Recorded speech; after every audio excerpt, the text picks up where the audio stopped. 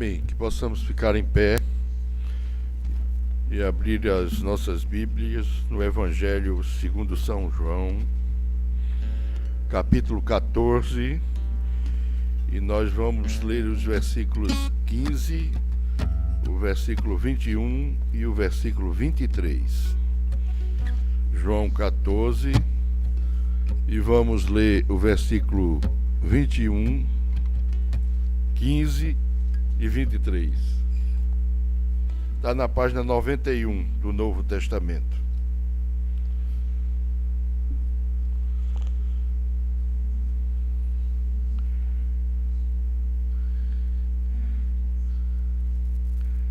Vamos. Assim diz o Senhor: se me amais, guardareis os meus mandamentos. Aquele que tem os meus mandamentos e os guarda, esse é o que me ama. E aquele que me ama será amado por meu Pai, e eu também o amarei e me manifestarei a ele. Respondeu Jesus: se alguém me ama, guardará a minha palavra, e meu Pai o amará, e viremos para ele e faremos nele morada. Este é o Evangelho de nosso Senhor Jesus Cristo. Louvado sejas, ó Cristo. Podeis sentar e ouçamos mais um hino. Se tentaram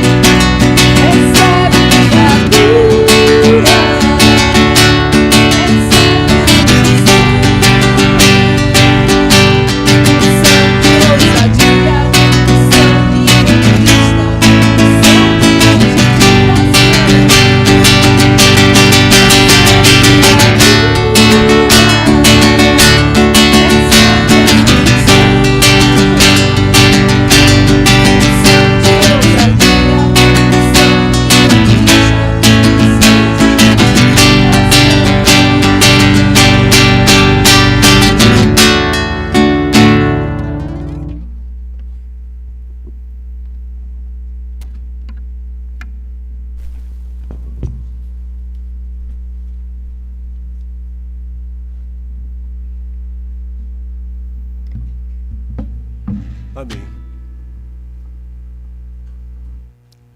Muitas vezes, o que a gente percebe é que o ser humano não valoriza aquilo que tem. Até que ele tenha uma escassez, até que ele sinta falta, ele não valoriza o que tem. Esse é um problema original do homem carnal. E nós sabemos que para nós adorarmos a Deus, nós precisamos enxergar que dependemos dele para tudo, para todas as coisas.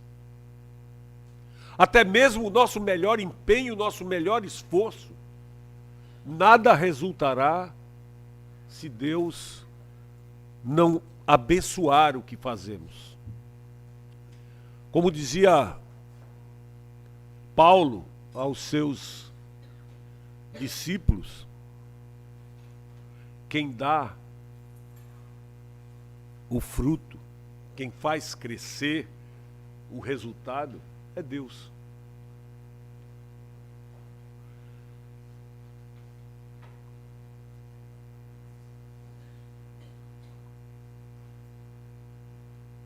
De certa forma, essa condição nos leva ao que vamos falar nessa manhã.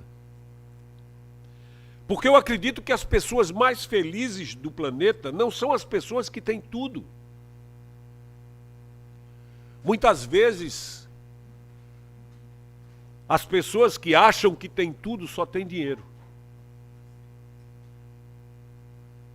E isso é nada comparado ao que Deus pode nos dar.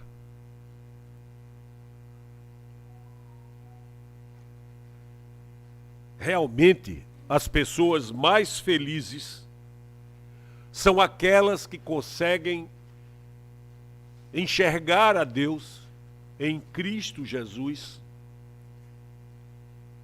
e o amam em todo o tempo.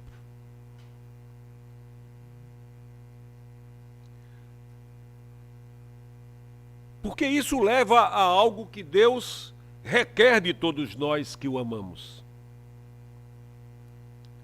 Mas sabemos que nós temos grandes dificuldades de atender a esse requisito que Deus nos faz. Nós estamos nessa mensagem meditando porque queremos descobrir o que Deus quer de mim. Somos useiros e vezeiros em dizer a Deus tudo o que queremos dele. É a nossa vontade mais que a nossa necessidade expressa diante de Deus como uma demanda nossa. Mas a questão mais importante para nós deveria ser: o que Deus quer de mim? O que Deus quer de nós? Entenda que a única maneira pela qual podemos saber o que Deus quer de nós é atentar pelo que Ele tem a nos dizer. Não precisamos dizer a Ele o que queremos, até porque Ele já sabe disso. Ele conhece nossos pensamentos. Quando nós somos chamados a dizer diante de Deus o que queremos dele, na verdade nós somos chamados a nos colocar numa condição que estabelece a relação correta com ele. Nós somos o que suplicamos e ele o que concede. Você pode basicamente resumir o que Deus quer de nós em 3 coisas. A primeira coisa que Deus nos diz na sua palavra é: creia em mim. O que Deus quer, o que Deus quer que tenhamos é fé. E isso é básico, porque é pela fé que eu acesso o benefício daquilo que o seu Filho fez por mim e posso receber a salvação. Então a fé é fundamental. Isso faz todo sentido para dizer que eu não posso agradar a Deus se eu nem acredito nele, quanto mais confiar nele.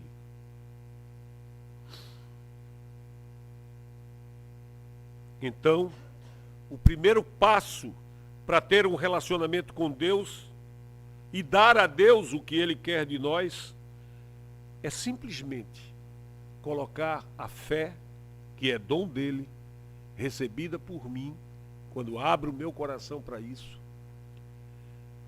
é simplesmente colocar essa fé nele.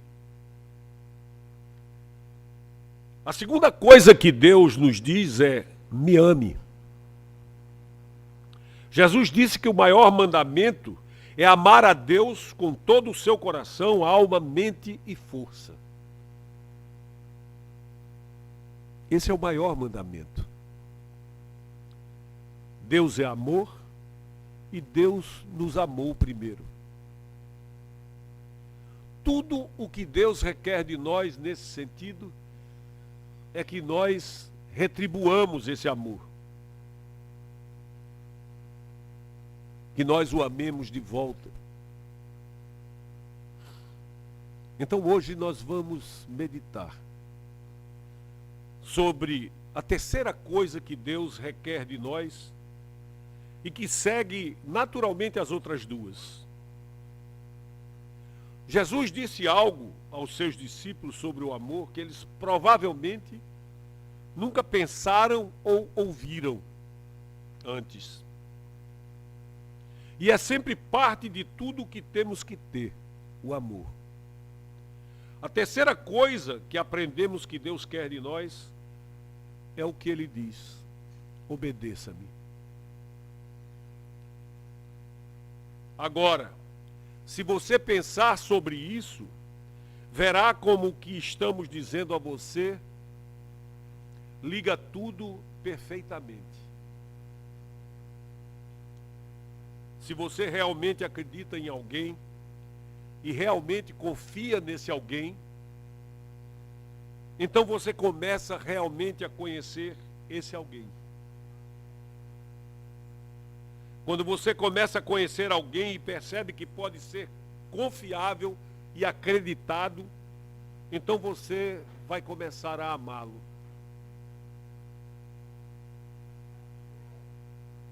Isso porque quando você começa a amar verdadeiramente, você estará disposto a levar em conta o que Ele quer, a levar em conta o que Ele diz, a levar em conta o que Ele requer.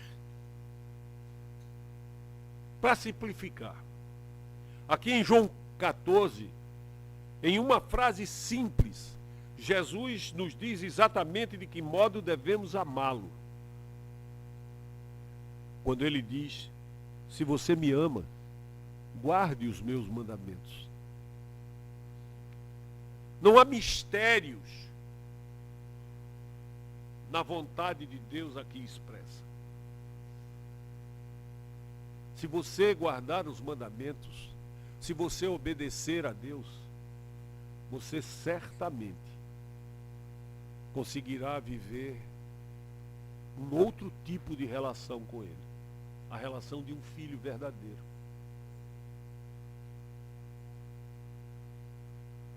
Em que situação isso está sendo dito? Até aqui, por quase 3 anos, Jesus declarou o seu amor aos seus discípulos. Ele demonstrou seu amor, por exemplo, naquela cerimônia em que ele ilustrou a sua condição de servo lavando os pés. Ele está prestes a mostrar a realidade última desse amor, morrendo na cruz. E agora ele dá um giro de 180 graus, vira a mesa e diz aos seus discípulos: agora eu quero falar sobre o seu amor por mim. E eu acho que é justo que ele o faça.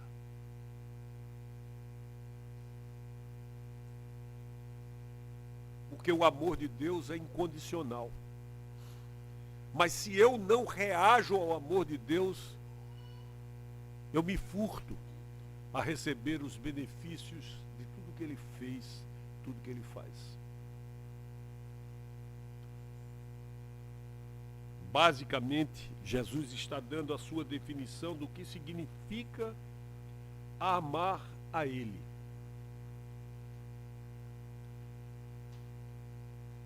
E a definição que resume o que significa amar a Ele é: obedeça-me. Se você me ama, guarde os meus mandamentos. E isso significa dizer: se você me ama, obedeça-me. Faça o que eu digo. Obediência, para ser honesto, não é coisa fácil para o ser humano. cuja natureza carnal tende ao erro em todo o tempo. Mas assim como temos que levar um cão a uma escola de obediência para ensiná-los a obedecer, a fazer as coisas no lugar certo, a não fazer nos lugares errados, a aceitar docilmente o comando do seu, que não é mais dono, é hoje em dia, uma dessas palavras politicamente corretas, mentor, senhor, sei lá, é alguma coisa assim. Pois bem, você precisa ensinar o cão a obedecer. Numa outra dimensão, nós precisamos ensinar nossos filhos a obedecer.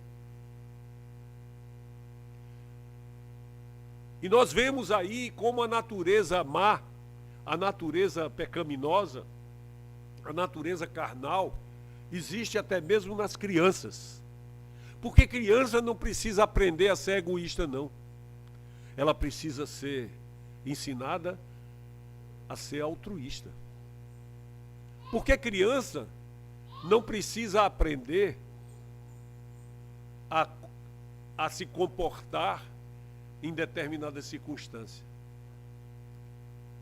Ela precisa ser ensinada a estar da forma como precisa estar no meio de outras atividades. Vamos encarar. Quando nós nos tornamos adultos, nós realmente não gostamos de obedecer. Nós supomos que somos livres para fazer o que queremos. E nós não queremos aprender como viver com ninguém, até mesmo com Deus. E o homem busca a sua vontade até que lhe faça muito mal. Mas Jesus diz: a verdadeira experiência de amar a Deus sempre levará à obediência. E eu quero compartilhar com você nessa simples frase como o amor e a obediência têm que andar juntos e como um realmente é impossível sem o outro. Em primeiro lugar, partamos do princípio de que nós obedecemos como uma proclamação do nosso amor. Nós proclamamos o nosso amor a Deus obedecendo a Ele. Pegue as primeiras 4 palavras. Se você me ama, lá do versículo 15. É uma sentença condicional. Uma sentença condicional tem uma preposição se e então. Sendo assim, Jesus nem está assumindo que os discípulos o amam, nem que não o amam. Ele está simplesmente dizendo: se você me ama, e aí estabelece a condição. Vamos ser práticos aqui. Há uma maneira infalível de pelo menos fazer com que as pessoas vejam que você as ama. E com sorte, acreditar que as ama. Na verdade, eu quero novamente usar uma analogia do meu relacionamento com Verônica, para ilustrar tudo sobre o que eu vou falar nessa mensagem. Antes da minha conversão, eu nunca fui o tipo de camarada muito fiel. Eu sempre fui um namorador sem responsabilidade para com a minha relação com a família. E assim sendo, eu acabei por destruir o meu primeiro casamento.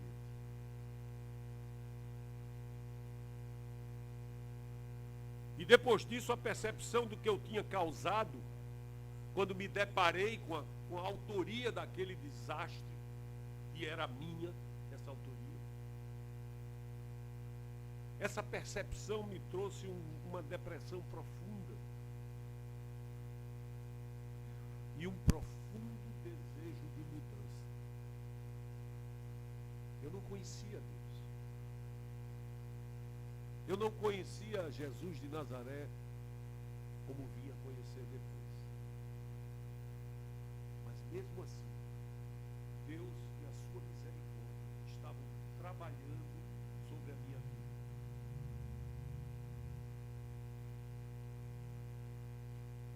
Eu, que não o conhecia, estava sendo alvo do seu amor por mim e estava vivendo uma parcela do seu cuidado em meio a todo aquele sofrimento. E muitas vezes a gente não consegue imaginar o sofrimento como uma sala de aula. Eu gosto de uma frase que C.S. Lewis diz, que o sofrimento é um megafone de Deus gritando o seu amor para ouvidos surdos dos homens. Tenha certeza, meu irmão, se você não ouvir a Deus, se você não prestar atenção no seu amor, mesmo que você tenha que se dilacerar de sofrimento, Deus o ama tanto que não perderá a oportunidade de fazer isso acontecer. E isso é amor mesmo, porque Ele não quer que você se perca eternamente.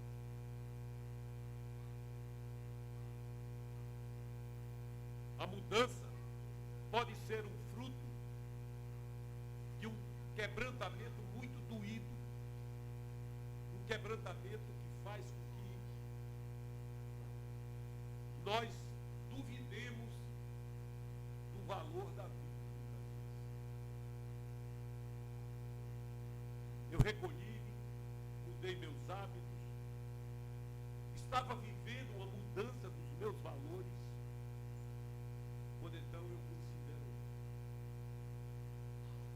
aquela que seria instrumento da minha rendição a Cristo. E não era uma rendição fácil, porque a minha vida inteira eu proclamei uma doutrina que é blasfema.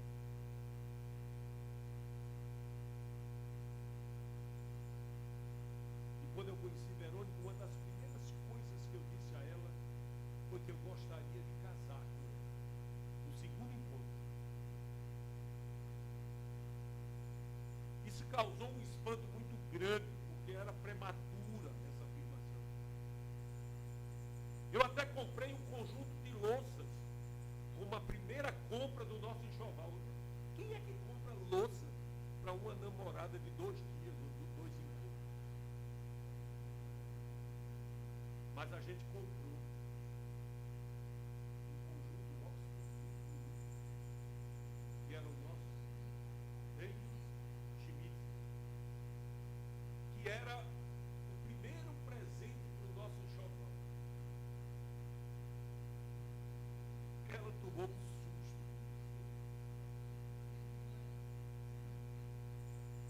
Ela havia pensado, você me diz que me ama em nosso segundo encontro? Não tem como eu me casar com você, não.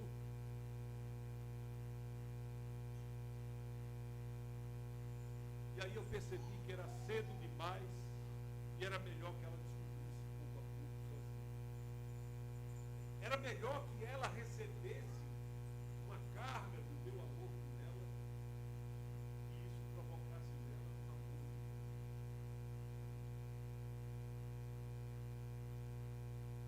3 décadas e meia do nosso casamento, eu tenho repetido 3 palavras com muita frequência para ela. Eu te amo. Mas não apenas em palavras, em atitudes, em gestos.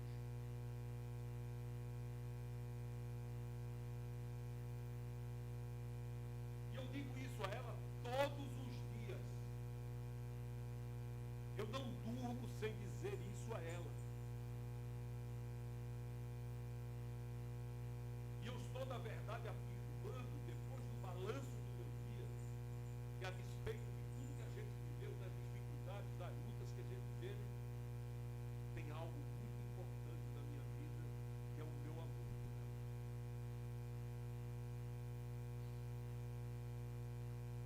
Ela precisa ouvir isso. Ela quer ouvir isso.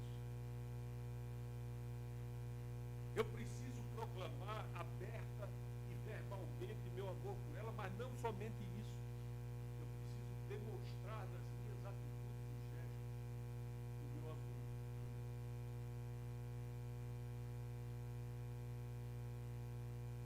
Nós não somos como aquele casal que estava casado há 50 anos e o homem era muito calado, não falava nada, era de poucas palavras. E um dia a sua esposa não aguentava mais e não conseguiu deixar de dizer a ele: por que você nunca me diz que me ama? Não escuta essas palavras desde o dia do nosso casamento. Ele olhou para ela e disse: eu lhe disse que amava você há 50 anos. E se algum dia eu mudar de ideia, eu vou lhe informar. Mas não é assim. O amor se alimenta com a lembrança das coisas boas que ele cria e que ele vive. Pois bem, louvar é simplesmente dizer a Deus que nós o amamos. É por isso que você deve começar o seu dia com louvor. Devemos entrar em seus portões com ações de graças e em seus átrios com louvor. Devemos levantar todas as manhãs dizendo a Deus o quanto nós o amamos e reconhecemos. E devemos nos deitar todas as noites dizendo a Deus o quanto o amamos. Mas você precisa proclamar seu amor não apenas em palavras, mas sobretudo nas suas ações. Se o que você diz não corresponde ao que você faz, você não engana nem os homens, quanto mais a Deus. A primeira maneira que você proclama seu amor a Deus é proclamando seu amor ao Filho dele, Jesus. Confiando nele como seu Salvador, rendendo-se a ele como seu Senhor, dando tudo o que você é para tudo o que ele quer. E quando você diz a Deus que o ama, também deve dizer às outras pessoas que é preciso amar a Deus. Também deve dizer às outras pessoas que o amam. Porque os filhos de Deus também devem ser amados, os outros filhos de Deus. Deus ama todos. Mas aqueles que aceitam o seu filho pelo Senhor são também filhos adotivos. E a melhor maneira de dizer aos outros que você ama a Deus é dando um exemplo de obediência e serviço a eles. Porque isso é ensino. Uma das primeiras maneiras pelas quais você pode proclamar seu amor por Deus aos outros é mostrando que você colocou sua fé em Deus, em Jesus, em sua morte, seu sepultamento e a sua ressurreição. É demonstrando a sua confiança extrema em tudo isso que Jesus nos proporcionou. Aqui está o ponto. Nós proclamamos o nosso amor pela obediência. A caminhada da obediência é uma conversa de amor. Você obedece tudo.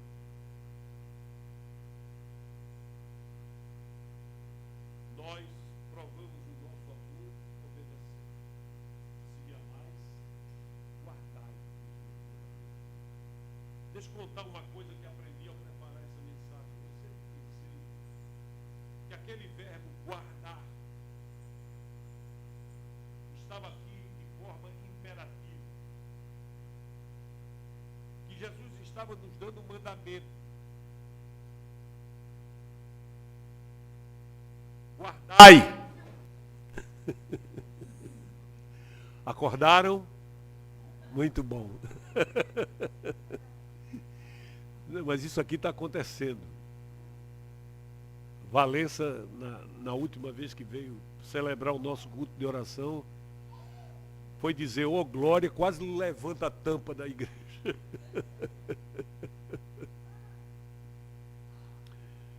Voltando.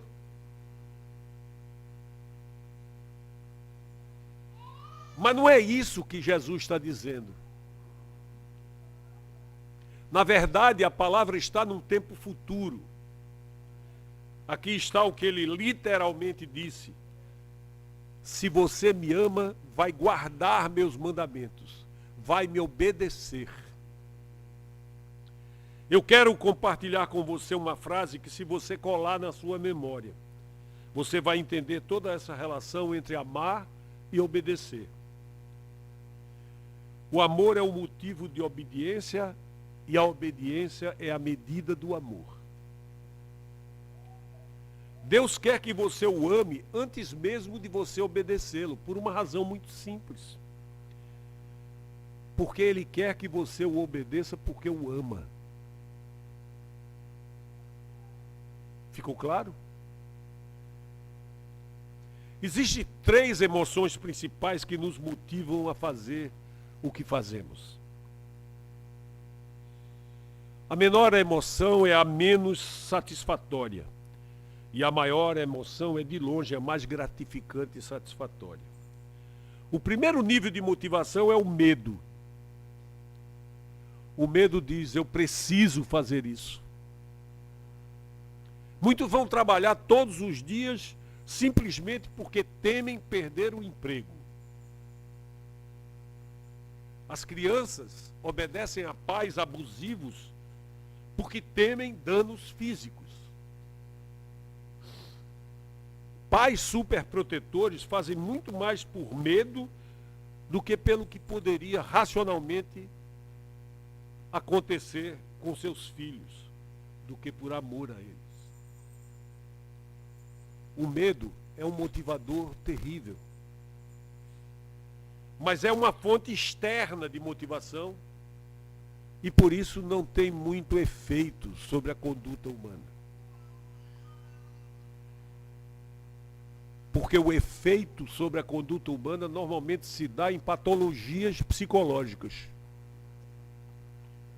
Quando o medo é que me direciona num determinado sentido, o meu comportamento é patológico, segundo estuda a psicologia.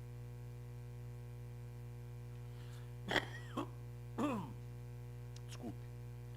Nós fazemos porque temos medo do que alguém pode fazer conosco ou do que aconteceria com a outra pessoa.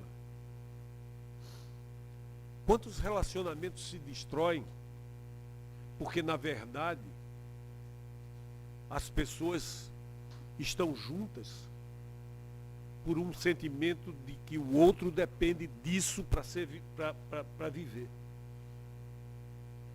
Isso não se sustenta.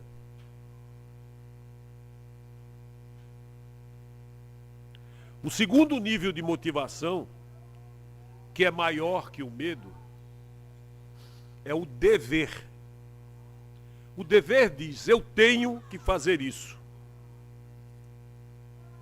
E quando a pessoa toma para si um dever, ela se obriga a fazer.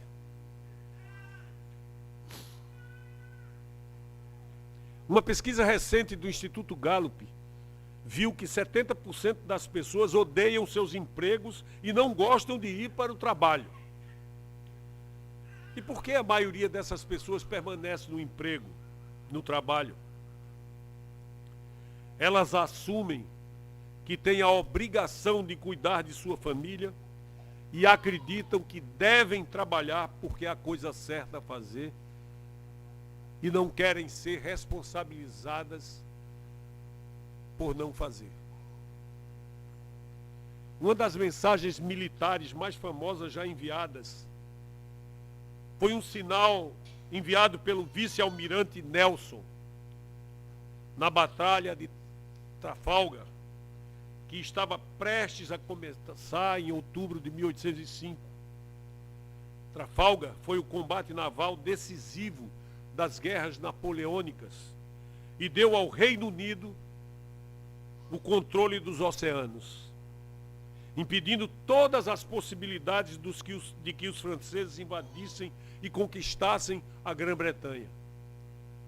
O que Nelson, que por sinal morreu nessa batalha, disse foi: levou essa frase a ser citada e referenciada até hoje na Grã-Bretanha. Simplesmente ele disse: a Inglaterra espera que todo homem cumpra o seu dever. Senso do dever é admirável, é uma emoção positiva, mas também é uma emoção externa. Não nasce naturalmente no seu íntimo. O senso do dever é provocado por uma obrigação.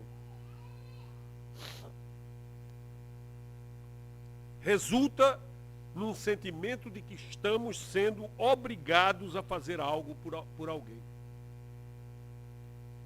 Agora, a mais alta e gratificante motivação de todas para a obediência é o amor. Quem é motivado pelo amor diz de si para si mesmo, porque ali nasceu o desejo de fazer: eu quero fazer isso. Não é eu devo ou eu preciso, é eu quero. Quando você não obedece a Deus para ser salvo ou ser abençoado, ou mesmo para estar certo com Deus, você obedece a Deus porque você ama a Deus. O amor deve ser a raiz do seu relacionamento com Deus e o fruto é a obediência por força do seu amor. O amor precisa ser o motivo da nossa obediência. Se me amas, guardareis meus mandamentos. Obediência é a medida do nosso amor. Jesus disse: se você me ama, vai guardar meus mandamentos.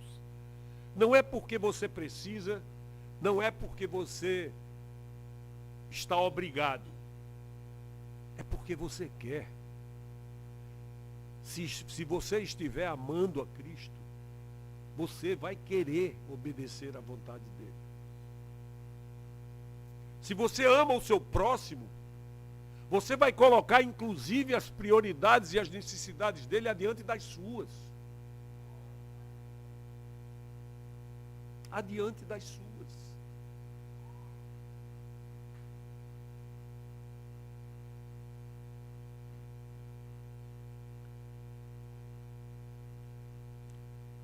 Jesus está simplesmente dizendo que todos nós sabemos, logicamente sabemos, ser verdade. Se você me ama, não apenas me diga, mas mostre-me. Não porque você precisa, mas porque você quer. É a sua vontade que determina isso. É algo interno, interior, íntimo em você que lhe impulsiona a fazer. Você se lembra que eu disse que proclamei meu amor a Verônica em nosso segundo encontro, quando eu disse: eu te amo, quero casar com você? Eu provei meu amor por ela, sabe quando? No dia em que eu casei com ela. Não foi quando eu comprei uma louça para dar a ela. Não foi naquele instante. No plano de Deus, a maneira última que um homem demonstra o mais extremo amor por uma mulher e uma mulher por um homem é quando eles resolvem ser um só, viver um matrimônio, se dar em matrimônio diante de Deus e dos homens. Há 2 semanas atrás, nós celebramos aqui o casamento de alguém que estava juntos há mais de 25 anos. Mas que fizeram finalmente uma proclamação do seu amor diante de Deus e pediram a bênção deles.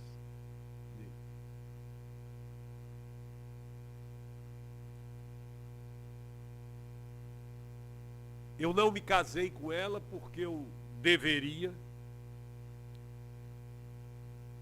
nem porque eu precisava, nem ela precisava, tipo aqueles casamentos que vamos fazer um casamento porque vai vir aí uma criança, senão ela vai ser mãe solteira.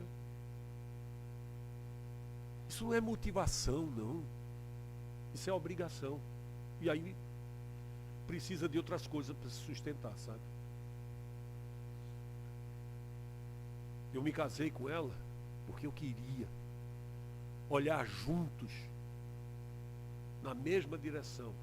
E ainda ontem eu disse uma frase que pode parecer estranha, mas eu não casei com ela ideal, eu casei com o pacote todo. E ela com o pacote todo.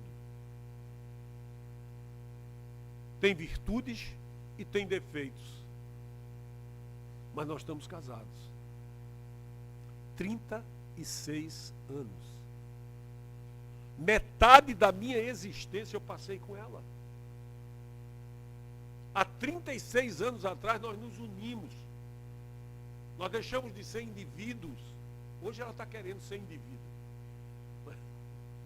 Por causa da política. Mas vou esperar que essa tempestade passe. Vou esperar que essa tempestade passe. Mas nós somos um casal, não mais indivíduos apenas. Nós somos um casal, nós estamos juntos, olhando na mesma direção.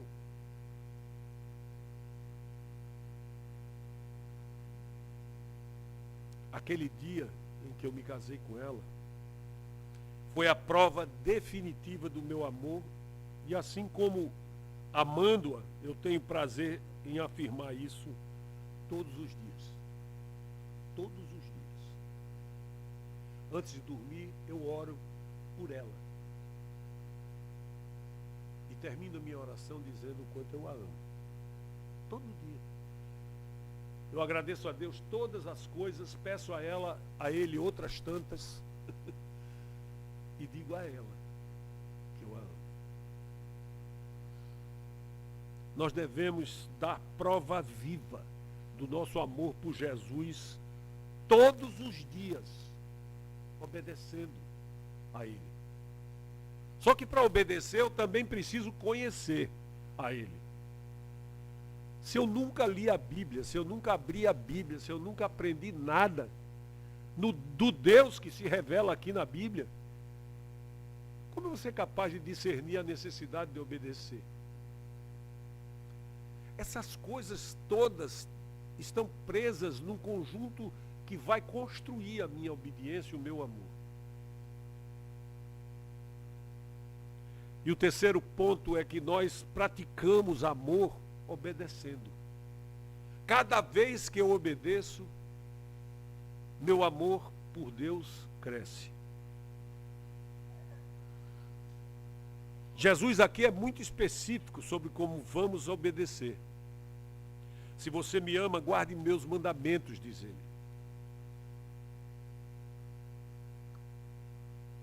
Assim como um homem ou uma mulher prova o seu amor no dia em que se casam,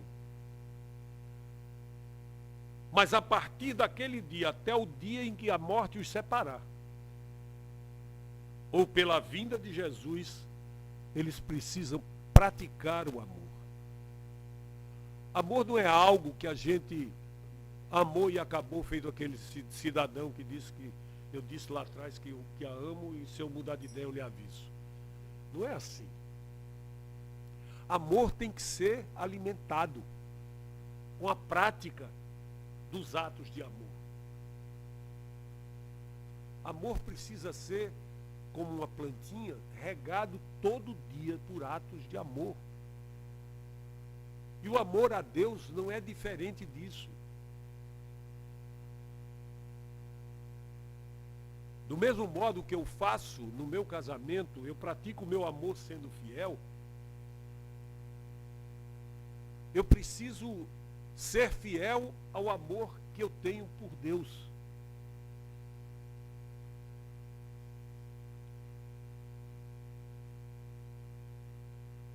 Eu também pratico o meu amor sendo atencioso com ela todos os dias. Eu pratico o meu amor a Deus sendo atento ao que Ele deseja para mim. Lendo a sua palavra, a sua revelação, quantas vezes precisar. Quantas vezes precisar. Eu alimento meu coração quando eu estudo a palavra de Deus e medito sobre ela. Isso não é para aprender a manejar as palavras, não. Nem para fazer uma pregação, não. É para alimentar minha fé, minha proximidade com Deus.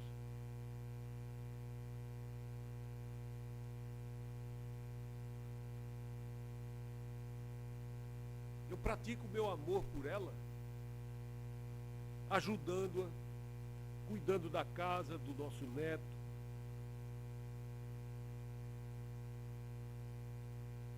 Isso se constrói todo dia.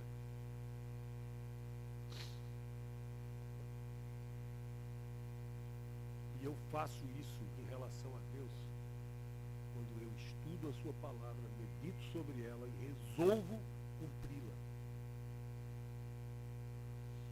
Resolvo mudar coisas na minha vida. Às vezes ela surpreende com as minhas mudanças. A partir de hoje eu não faço mais tal coisa. A partir de hoje eu farei desse modo. A partir de hoje eu vou viver isso. Às vezes tem esses momentos de decisão. Mas é porque de repente o meu amor por Deus cresceu um pouco mais e eu consigo ver o quanto Ele quer tal coisa na minha vida. E eu me alinho. Eu não estou me tornando um anjo de asinhas, não. Eu estou me tornando um filho de Deus e crescendo como filho de Deus quando eu faço isso.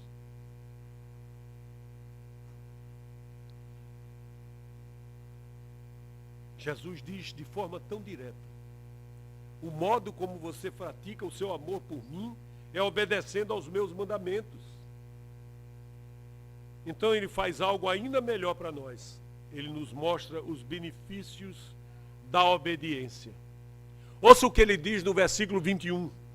Quem tem os meus mandamentos e os guarda é aquele que me ama.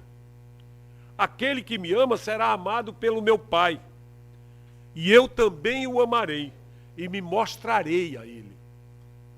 Ou você tem dúvida de que eu hoje olho e vejo Jesus de uma forma mais clara e presente do que quando eu o conheci? Não.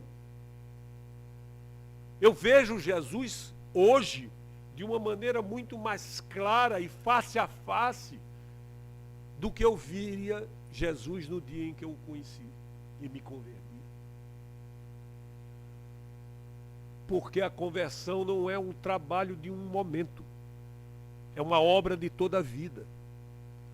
Cada vez que você aprende a amar a Cristo, cada vez que você aprende a obedecer, você vai acrescentando o seu amor, a sua intimidade, a sua relação com Ele.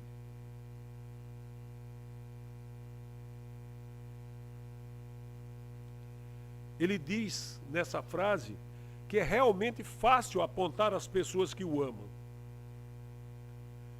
São as pessoas que o obedecem. Mas para aquelas que o obedecem, ele se mostra. Ele aparece de forma viva na vida delas.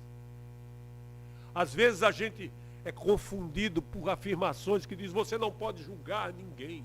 Só Deus pode julgar as pessoas. Mas existe um monte de instruções que a palavra de Deus nos dá, que são os modos como os quais nós discernimos quem é de Deus e quem não é. Quem ama a Deus e quem não ama.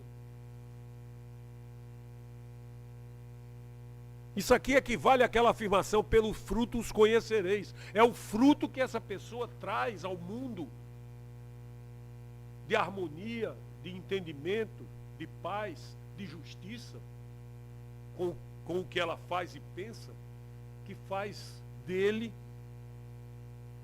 uma pessoa que conhece a Deus e que ama a Deus. E isso qualquer cristão mais maduro tem condição de saber. Não para fazer acusação, para apontar o dedo, para nada. É discernir para agir no sentido de mudar isso no outro.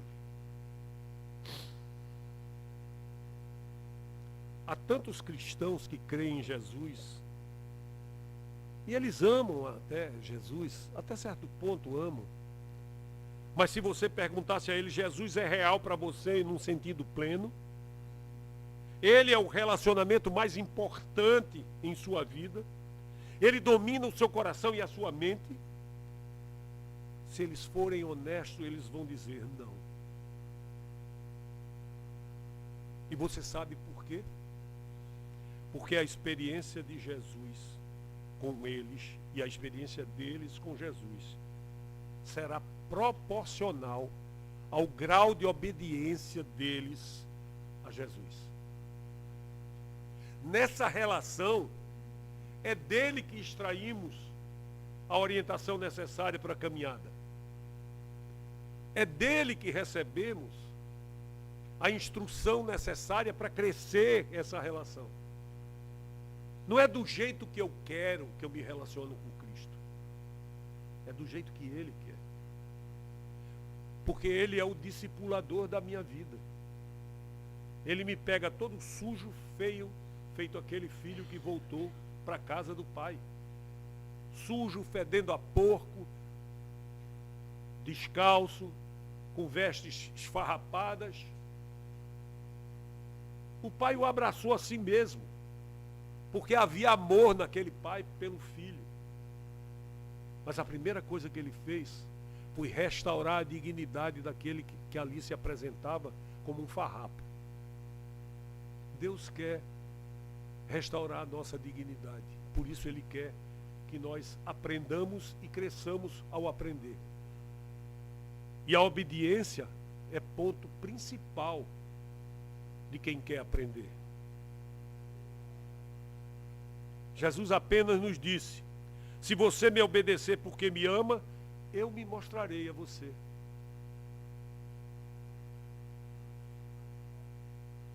Pastor, o senhor fala com Deus? O senhor ouve Cristo? E eu tenho que explicar que não é uma vozinha. Porque essa história de ouvir uma vozinha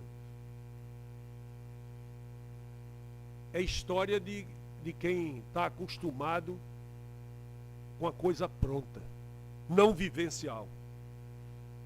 Eu ouço Deus no meu coração, porque Ele está aqui. Ele fala comigo naquilo que eu penso e naquilo que eu sinto. E isso não veio rápido, não. Isso veio um tempo depois da minha caminhada. Entendam, eu não estou dizendo que eu estou pronto, não. Eu não estou dizendo que acabou a tarefa de Jesus na minha vida, não. Nunca. Mas eu estou dizendo que o meu padrão é muito alto, é Ele. A gente fica, às vezes, comparando com fulano. Não, mas eu sou melhor do que fulano. Grande coisa. Grande coisa.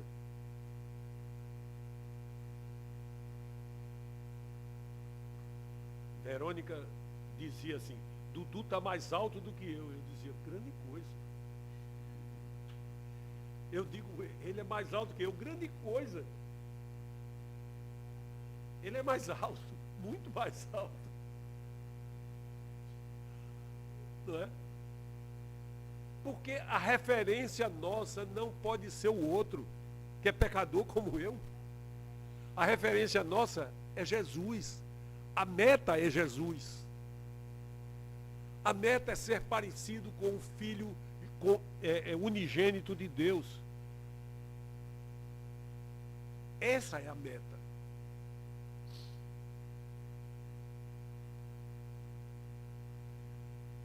Jesus apenas nos disse: se você me obedecer porque me ama, eu me mostrarei a você. E você o ama guardando os seus mandamentos. E onde os seus mandamentos são encontrados? Na Bíblia. Não são os 10 mandamentos que você assistiu num filme. Não. É na trajetória inteira da Bíblia. Agora observe isso. Muitas pessoas dizem que não leem a Bíblia porque não entendem a Bíblia. E eu não vou nem entrar no mérito do entender ou não entender. Mas se você não entender a Bíblia para aprender a respeito dele, como é que você vai amar a essa pessoa?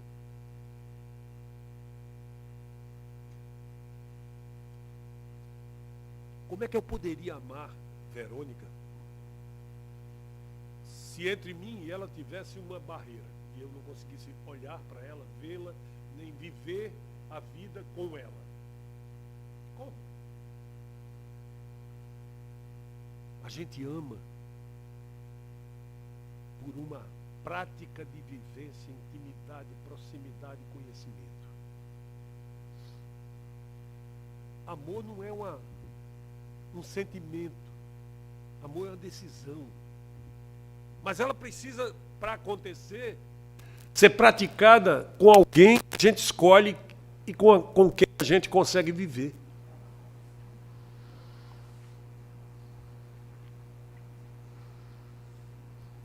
Eu posso dizer a razão número 1 porque, se você é um crente, você não entende realmente a Bíblia, não é por causa da sua cabeça não, querido.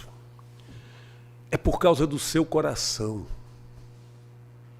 É por causa do que em você se abre à presença de Deus, ao agir de Deus. Se você quer entender as partes da Bíblia que você não entende, a maneira objetiva de fazer isso é obedecendo às partes da Bíblia que você entende. Sabe o que se diz da Bíblia? A Bíblia explica a Bíblia.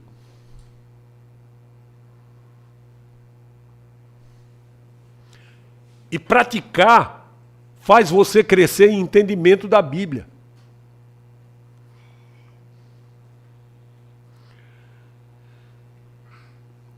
Ler a Bíblia simplesmente vai lhe dar algumas informações sobre Deus, mas obedecer ao que está na Bíblia traz para você transformação operada por Deus.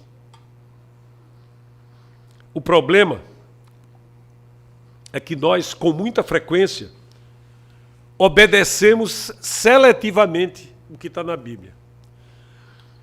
Nós obedecemos às partes da palavra de Deus de que gostamos e desobedecemos às partes de que não gostamos. Quando a Bíblia diz assim: ame aos seus irmãos, nós achamos que devemos obedecer. Mas quando a Bíblia diz ame os seus inimigos, a gente diz de jeito nenhum. Não é? E aí a gente está cometendo 2 erros. O primeiro é não obedecer a isso. E o segundo é entender errado o que significa amar. Amar não é andar cheio de carinhos e gestos de atenção e beijando e tal os meus inimigos, não. É querer o bem dele. Querer até fazer com que ele cresça no conhecimento de Cristo e me deixe em paz. Amar é isso. É querer o bem dele. É não ficar desejando que tomara que ele dê uma topada ali e o dedão do pé caia fora. né? Não é isso. Amar é querer o bem.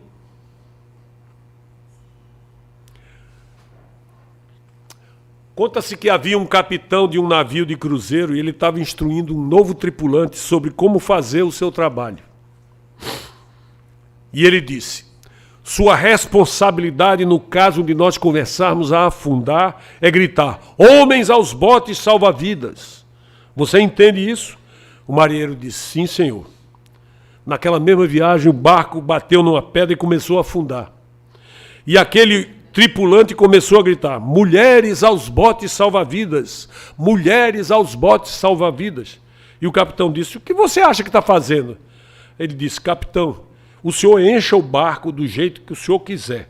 Eu encherei o barco do meu jeito, do jeito que eu quero. Ele queria as mulheres no barco, quem ia remar? Não é possível obedecer a Deus do jeito que você quer, queridos. Você tem que obedecer a Deus da maneira que Ele quer. É Ele quem está ensinando o certo. E é dele que você tem que aprender a fazer o certo. Se você o ama, você obedecerá totalmente aos seus mandamentos e de boa vontade. E com alegria, que é importante saber. Deixa eu ser muito específico na minha aplicação. Há duas maneiras de praticar o nosso amor por Jesus. Uma, obedeça primeiro ao mandamento que ele deu a seus discípulos em um capítulo anterior. Ele disse: um novo mandamento eu lhes dou. Amem-se uns aos outros. Como eu os amei, vocês devem amar-se uns aos outros. A gente começa amando os semelhantes. A gente começa amando as pessoas que estão à nossa volta. Ninguém pode dizer que ama a Deus se não ama os seus semelhantes. Está na palavra isso. Quem pode amar a quem não vê, se não ama a quem vê? Devemos amar uns aos outros. Está chegando a hora? A partir de agora é alarme todo dia. É. O problema é todo mundo sair correndo aqui e esquecer ela.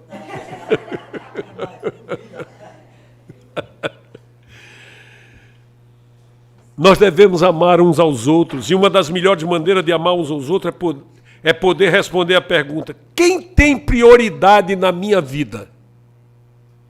Sou eu ou são os outros? Será que eu já aprendi a servir? Você sabe por que no processional a entrada é pela ordem inversa do cargo na igreja, não? Primeiro entram os ministros leigos, depois entram os ministros comissionados, depois entram os diáconos, os acólitos, depois entram os diáconos, depois entram os pastores e finalmente entram os bispos. E todos esses pela ordem de antiguidade. Os mais antigos, atrás. E os mais graduados, atrás. Sabe qual é o sentido disso? É que a palavra de Deus diz: quem quer ser o maior no reino de Deus, seja o primeiro a servir a todos. O que está dito ali é o seguinte: o arcebispo serve a comunidade toda. O pastor serve a comunidade local. Ele e o diácono. Então, a ordem é pelo número de servos que ele pastoreia. Não é? Nós precisamos tornar importantes as pessoas de quem cuidamos.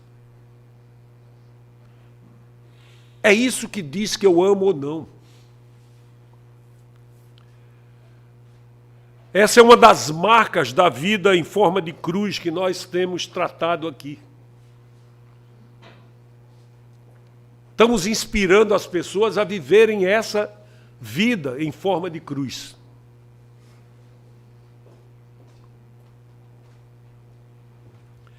Você sabe por que isso é importante?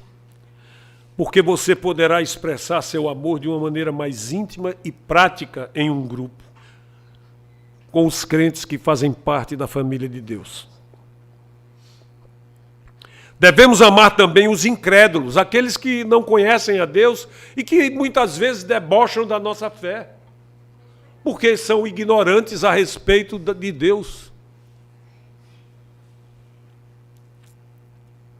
Nós precisamos encarar que eles precisam estar na família de Deus. E a outra maneira pela qual nós podemos praticar nosso amor por Jesus é fazer brilhar nossa luz para que os outros creiam em Deus, amem a Deus e obedeçam a Deus. Quando você ama a Deus e mostra a Deus que o ama obedecendo, Jesus diz que isso acontecerá. Ele diz: qualquer um que me ame obedecerá o meu ensinamento.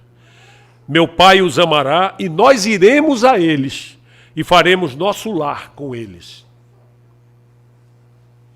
Ou e habitaremos nele. Nada fará com que você se sinta mais à vontade com Jesus e nada fará com que Jesus se sinta mais à vontade com você do que quando você o ama, obedecendo a ele. Diz que um homem foi convidado a visitar o rei de França. Foi uma experiência tão gratificante para o rei que ele convidou aquele homem para voltar para outro jantar. E ele enviou um convite para esse homem. Finalmente a data chegou e o homem retornou ao palácio. E o rei, quando o encontrou, disse: que surpresa! Eu não esperava ver você. Por que você está aqui hoje? O homem disse: Sua Majestade não me convidou para jantar? O rei disse: sim, mas você não respondeu ao meu convite. O homem disse: Majestade, o convite de um rei não precisa ser respondido, precisa ser obedecido. E é isso mesmo. Jesus disse: se você me ama, guardará meus mandamentos. Você não será obrigado a guardá-los, ou mesmo necessitará para que possa mantê-los. Mas você vai querer mantê-los se você o amar. Eu acredito que todas as coisas que poderão nos surpreender no momento em que morrermos e nos encontrarmos com Jesus face a face, eu acho que o que mais nos chocará é descobrir que nós não amamos Jesus antes de morrermos. Porque crer em Jesus é conhecer Jesus, e conhecer Jesus é amar a Jesus. Amar a Jesus é obedecer a Jesus, porque Ele nos amou primeiro. Eu quero orar com você, uma breve oração, para fechar essa mensagem. Senhor Jesus, ensina-nos, Senhor, a Te amar e confiar em Ti, para que Te amemos com perfeição. E assim sendo, possamos Te obedecer de todo o coração, sem questionamentos e com alegria. Queremos nos tornar exemplos, Senhor, de uma vida claramente governada por Teus ensinos, para que possamos ser eficientes em atrair vidas para Ti. Ouve a nossa oração, Senhor, e nos faz como queres que sejamos. Amém e amém.